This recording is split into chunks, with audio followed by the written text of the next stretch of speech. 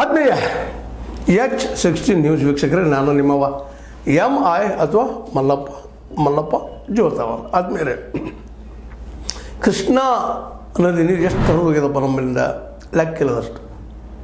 ಇಲ್ಲಿವರೆಗೆ ಸಾಕಷ್ಟು ಅನ್ಯಾಯ ಆಗಿದೆ ಕರ್ನಾಟಕಕ್ಕೆ. ಸ್ವತಃ ನೆರೆ ರಾಜ್ಯಗಳು ಕಾರಣ, ಜೊತೆಗೆ ನಮ್ಮವರು ಕಾರಣ, ನಮ್ಮ ರಾಜಕಾರಣಿಗಳು ಕಾರಣ. ಕಾವೇರಿ ಕೊಡುವಷ್ಟು ಪ್ರಿಫರೆನ್ಸ್ ನಮ್ಮ ಕೃಷ್ಣಕ್ಕೆ ಕೊಡಲೇ ಇಲ್ಲ. ಉತ್ತರ ಕರ್ನಾಟಕ ಇವತ್ತು ನಂದನವನ ಆಗ್ತದೆ. ಕೃಷ್ಣಾ ನದಿ ಕೊಟ್ಟಿದ್ದರೆ ಏನಾದರೂ ನಮ್ಮ ನೀರು ನಾವು ಬಳಸುವ ಸಹಿತ ಇಲ್ಲಿವರೆಗೆ ಆಗಿಲ್ಲ.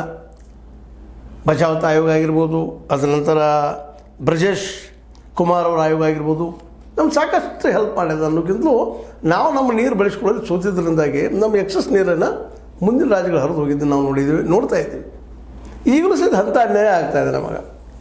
ಈಗ ಏನೋ ಒಂದಿಷ್ಟು ಮನಸ್ಸು ಮಾಡಿ 524 ಮೀಟರ್ ಎತ್ತರ ಮಾಡಿಕೊಂಡು ನೀರು ಉಪಯೋಗ ಮಾಡ್ಕೋಬೇಕು ಅನ್ನುವಂಥ ಈ ಸಂದರ್ಭದಲ್ಲಿ ನಮ್ಮ ನೆರೆಯ ರಾಜ್ಯ ಅಂದ್ರೆ ನಮ್ಮ ಮಹಾರಾಷ್ಟ್ರ ತಕರಾರು ತೆಗಿತಾ ಇದೆ. ಅದು ಎತ್ತರ ಮಾಡಬೇಡ್ರಿ, ಅಲ್ಲಿ ನೀರು ಹೆಚ್ಚಾದರೆ ನಮ್ಮ ಕೊಲ್ಹಾಪುರ ಮತ್ತು ನಮ್ಮ ಸಾಂಗ್ಲಿ ಮುಳುಗ್ತದೆ ಅಂಥೇಳಿ ಲೆಟ್ರ್ ಬರೆದಿದ್ದಾರೆ ನಮ್ಮ ಸಿದ್ದರಾಮಯ್ಯನವರಿಗೆ.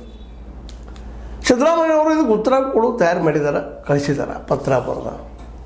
ಅವ್ರು ನೆನಪು ಮಾಡಿದ್ದಾರೆ.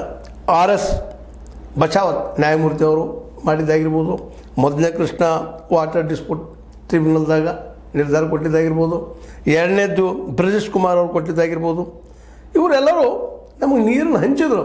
ಆದರೆ ಆ ನೀರು ನಾವು ಬಳಸ್ಕೊಳ್ಳೋಕೆ ಇವತ್ತಿಗೂ ಆಗ್ತಾಯಿಲ್ಲ. ಆಗಲಾರದಕ್ಕೆ